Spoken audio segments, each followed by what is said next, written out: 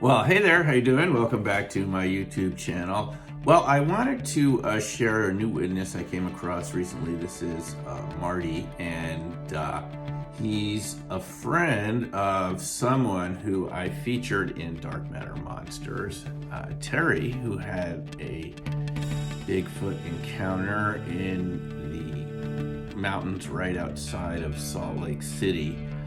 And Marty told me of an experience that he had, a couple experiences with Teri that I really found very interesting. I think you're going to enjoy this. As I wrote about in Dark Matter Monsters, these encounters are often accompanied by strange and unexplainable time slips, missing time.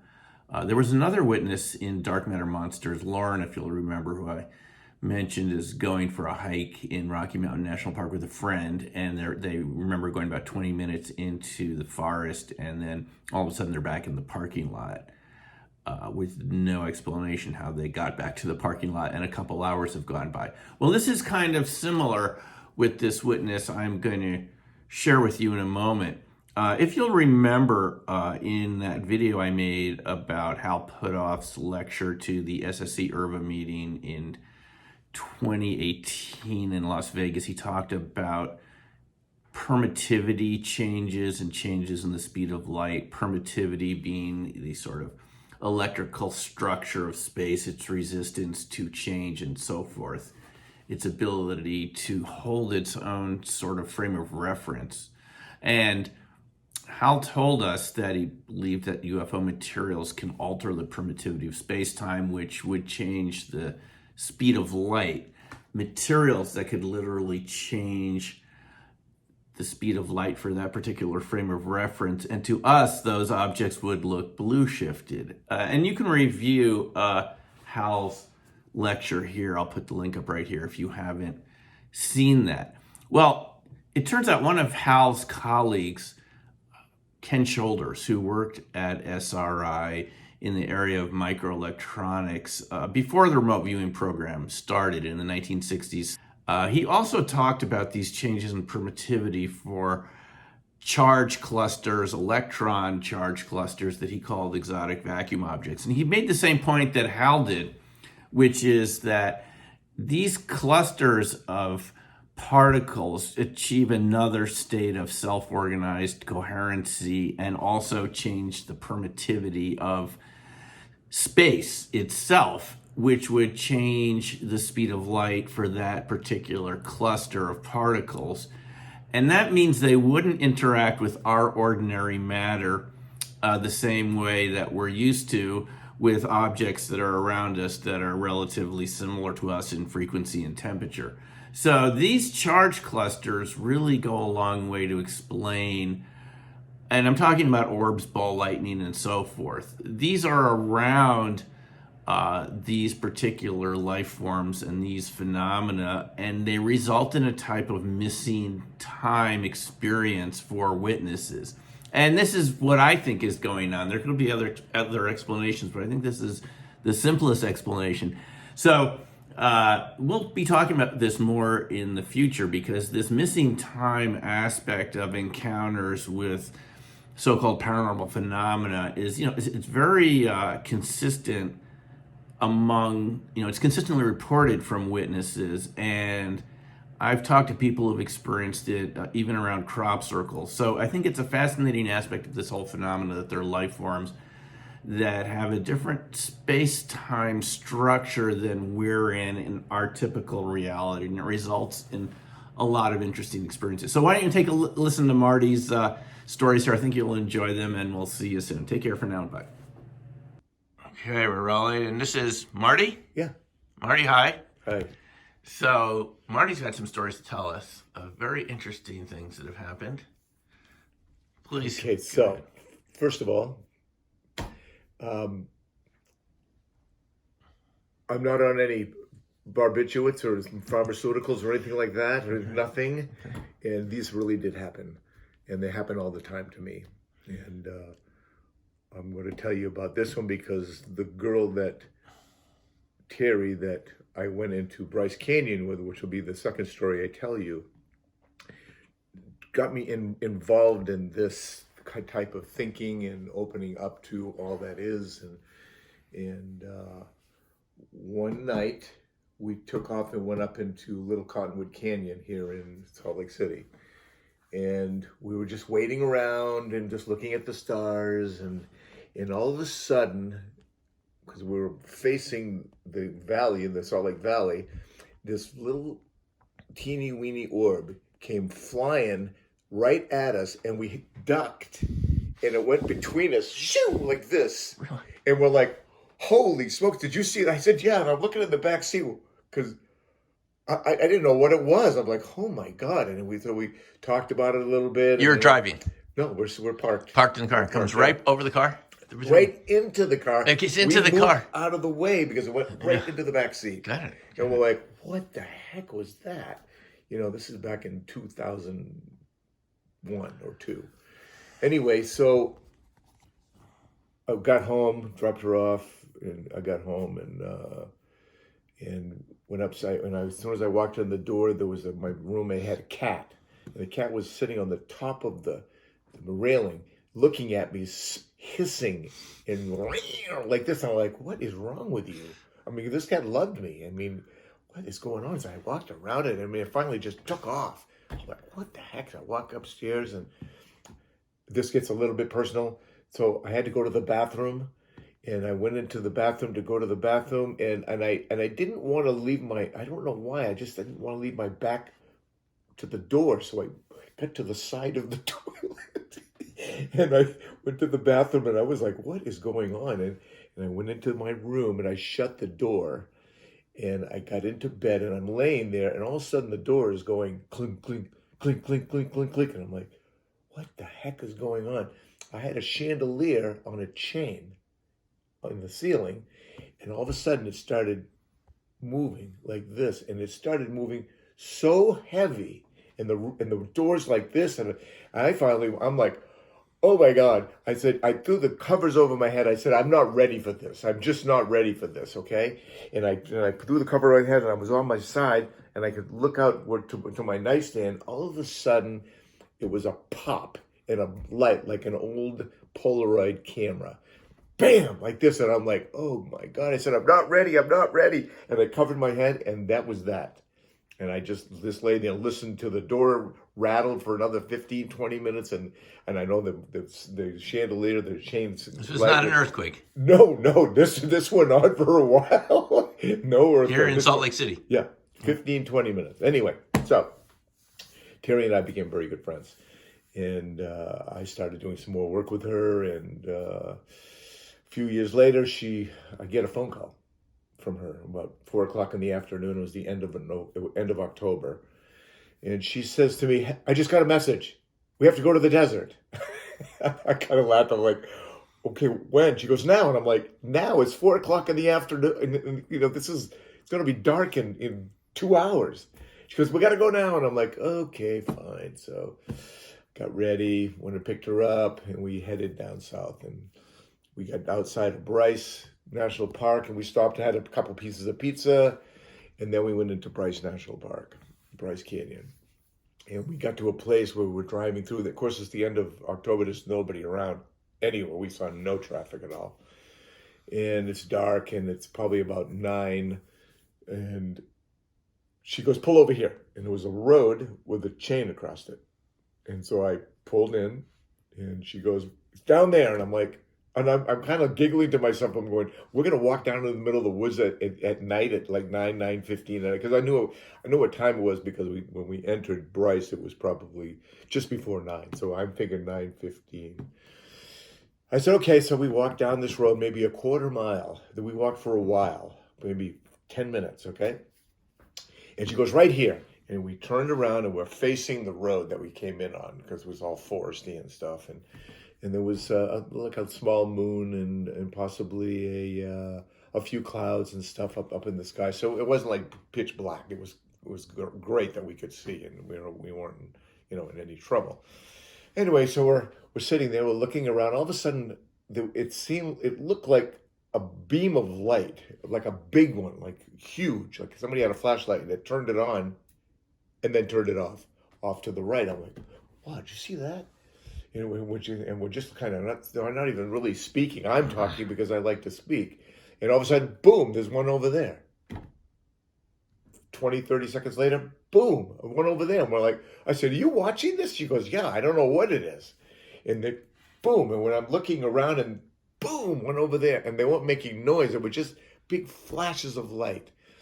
And I'm looking at the road we came in on, and I'm seeing some movement. And I'm like, what is that? And I didn't want to say anything to Teri because I didn't want her to think I was, hallucinating or anything or out of my mind, even though, of course, we're out there in the middle of nowhere waiting for somebody to come and see us. Anyway, so we're watching the lights and watching the movement seems to be getting closer. Next thing I know, she grabs my right hand because she was on my right, and she's squeezing my hand. And I'm like, what is going on? And I looked over her and I'm like, I didn't say anything. And I'm looking at the road again, and literally there's something coming down the road, and it was like I could see through it, but it was shimmering and there was. I want to say there might have been color in it, but I can't be sure. Kind of reminded me of the movie with the Predator, when the alien would go invisible, but you could see him on TV, or you could see him in the movie, of course, because it was like shimmering. Anyway, they're coming closer, and finally, I'm like, okay, I got to say something to her because it's like now 25 feet away from us. And I'm there. I mean, I can see, maybe they look like 6-7 foot tall, really skinny beings that were shimmering kind of, but not like bright, just you could see them. And I looked over at her, and she's got my hand, and I said, Teri, do you? And I looked up, and there's an orb, probably the size of a volleyball, right maybe 15 feet away, 10 feet in the air. And I'm like, holy smoke. And she saw it and she let go. And she goes, they want to download something to us. I know it. I said, I could see them. I said, do you see them? She goes, yes, they want to download something. And she threw her hands out like this. And so I did. And I'm like, this is so weird. We're perfectly straight. No liquor, nothing. And I'm watching this, and she's watching it, and now they're right around us, and they were so benevolent, and they were just so nice, and I could feel them on my shoulder, and they were this right there, and all our fingertips on both of our hands and all our fingers were orange, and it felt like somebody was blowing on them, and I'm looking down at her like smiling like this, going, I can't believe this is happening, and then boom, the next thing I know, we're on the road, and 100 feet from the car or so, we're just about back at the car, and we're not talking. We got into the car, and she goes, go across the street. I know there's a parking lot up there someplace so we can look down on the canyon. And I said, okay. So I pull in, and we get out of the car, and we're looking down on this canyon, and I can't tell you which one it was, but the lights were still going off. Boom, boom. And I'm looking at them. And I'm. It's very cold. It's really cold now. I'm cold. I said, we need to get back in the car. This is too cold. I mean, this is really cool, but let's get back in the car. So we got back in the car and went back to where we had parked. And I backed in. I said, why don't we just look at the sky? Maybe we could see something up in the sky. And I put the moonroof back, and I grabbed the switch on my seat, and I put it back. And as soon as I let go of it, I nodded so heavy, it snapped my neck off. I mean, it was really huge nod. I'm like, wow, what a big nod that was. And she goes, me too. And I'm like, and I happened to look over, and I'm looking at the time. It's 12:30 in the morning. We were not in Bryce. We got into Bryce at 9:15. We weren't down on that road for more than 15 minutes max. So I'm like, broom. And we took off down the road, and about 5 or 10 minutes later, I said, why did we leave? She goes, I don't know. I said, and we were talking about it. The last thing we both remembered was our fingertips were orange, and they were all around us, and it was benevolent. And then it was 3 hours later, and we're in the car. And to this, up until a couple of years ago, we never knew. And I had just traveled around the world a couple of years ago. This was years after this particular adventure to Bryce. And when I got back, I decided I wanted to move to Portugal. So I got all my paperwork together. I'm going to go for my dual citizenship in Italy because my father was Italian, and kept running into walls with things. I mean, one was my divorce papers. I wasn't divorced. They didn't have any here for my divorce papers. I'm like, oh, I said, okay, I'll just lie about that. And then all these things kept happening. And then bring, my phone rings. And I'm trying to get all this paperwork together. And I'm at the Capitol building. And it's Teri. And I hadn't talked to her in a couple of years, because I've been, living in Maui. And I went around the world playing music. And she goes, how you doing? I said, good, good. What's up with you? She goes, well, you're not going to Italy, are you? And I'm like, yeah, in just a few days, 4 or 5 days. She goes, well, I had a dream about you last night and we were on a plane flying into Milan. And I'm like, that's where I was flying into. And she goes, the plane landed and then all hell broke loose. And I'm like, oh. She goes, I wouldn't be going to Italy right now if I was you. And I'm like, hey, let me get back to you. Click. I'm like, oh my God. So I thought about it, all of the walls I've been hitting. And so I decided to call off the trip because I was going to have to go for 3 months because you have to spend 90 days here to get your dual citizenship. And I was going to fly into Milan, take a train to Lecce, and then hang out there for 3 months. And, we're talking $4,000, $5,000, $6,000. So I canceled everything. And this was in February, the end of February in 2020, when COVID first decided to hit, and it hit Milan. 5 days later, it hit Milan, and I wouldn't have been able to get anything done. I would have lost a few $1,000s. And so thank you, Teri. So anyway, so I got back in touch with her, and I went to see her, and I said to her, hey, do me a favor, because she's a hypnotherapist, as I am. And I said, can you put me deep into trance? Because I'd really like to know what happened in Bryce. How come we lost 3 hours of time? I said, so just bring me to the place where we both, forgot where that happened. When the last thing we remember happened, which was we're standing there with our hands out, and the fingers were orange, and they were around us, and we were happy, and then boom, it was 3 hours later. So she puts me into hypnosis, and I'm deep, and she's just talking to me, and I'm just kind of at the moment of time where we lost time, and all of a sudden my body jerked, and she goes, hey, you okay? I said, yes, because I'm in trance, and I felt my body spinning straight up in the I don't see anything, I'm just feeling it spinning straight up into space, and I'm like, wow, this is really weird. And I'm just thinking I'm not talking, I'm just thinking this and observing it. And I hear this voice say, there is no time. There's only now. And he repeated it a couple of times. Then it was, this is it. This is it. Over and over and over again. And I can't see anything. And I'm like, this is it. And I'm listening to him, and I'm like, wow, this is weird. Maybe 10 minutes or so.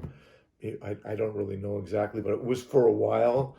And I finally just went, okay, I'm done. I just pull me out. And so she pulls me out, and I sat up, and she looks at me and she goes, this is it, isn't it? And I'm like, what? I said, that's what this voice was saying.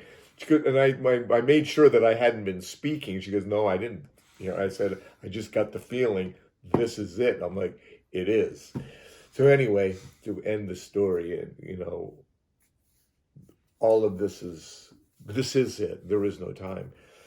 It's now. No tomorrow, no yesterday. It's only now. And so I called a friend of mine who's a psychic, and I wanted to tell her what I came up with, because she knew about my trip to Bryce. And she goes, hey, I had a dream last night. Let me tell you about this dream. I get her on the phone, I'm like, oh, okay. And she goes, these women were in my dream, and they'd come up behind me, and they'd put their hands up, and something would explode, or a big wave would crash into all these buildings, or a volcano would go off, or it would be, and there was 3 or 4 or 5 different women, and they kept destroying things, and they kept saying the same thing. I said, "What were they saying?" And she goes, "This is it." I'm like, "Oh my God!" I said, "Okay, this is all real." So, and I told her the story, and we're like, "This is crazy." And of course, I told Teri about it, and she goes, "This is it." So, quite frankly, I know that I know nothing. If I could quote Socrates, the bottom line is we need to live in now, right now, Yeah, wow, because what a the power story. of now is now. It's a and great that's it. story.